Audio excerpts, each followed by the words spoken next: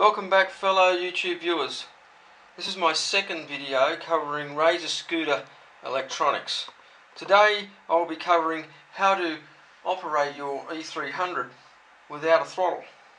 Maybe you broke your throttle and you haven't got around to buying a new one yet, and you still want to use your scooter in the meantime possibly. Or like me, you've ripped the guts out, the original electronics out, and want to use it in another project. And you haven't got another throttle like me at the moment, because my throttle is still inside my original scooter here and I don't want to pull it apart. So the way around it, get yourself a transistor, NPN, tip 122 I have here, which is a fairly powerful power transistor.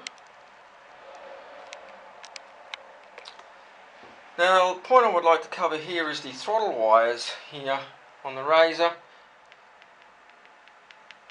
Normally a 4-pin connector.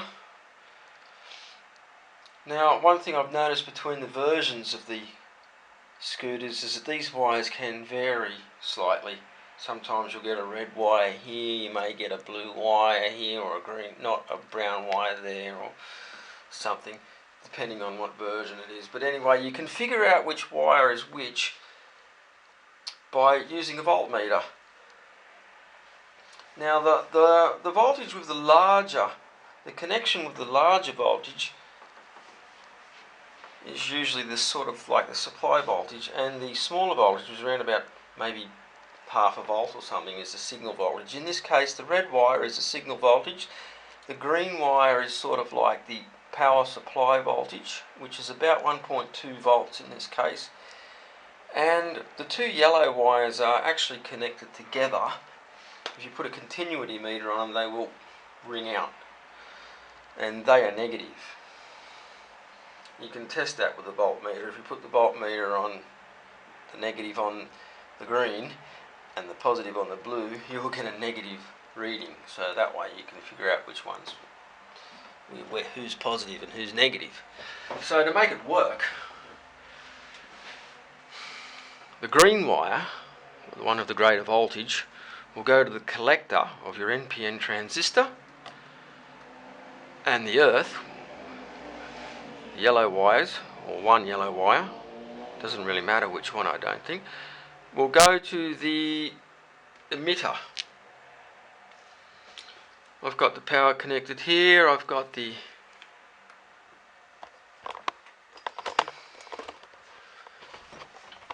current meter there, so we can see when it starts running just how much current we're going to be pulling. Now the signal wire will be controlled from the base. Now if you know anything about transistors, the base is usually sort of like the control voltage. That's how you turn on a transistor basically. So you've got your supply voltage basically over your collector and your emitter, and then from your base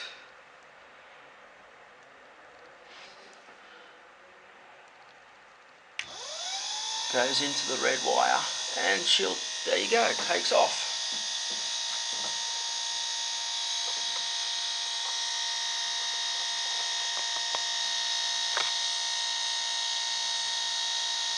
Ouch.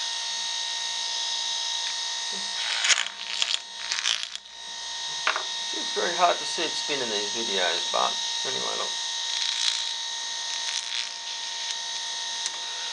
Okay. Current, just over an amp. It's reading a negative because it's just the way I've connected the current meter through the negative side instead of through the positive side.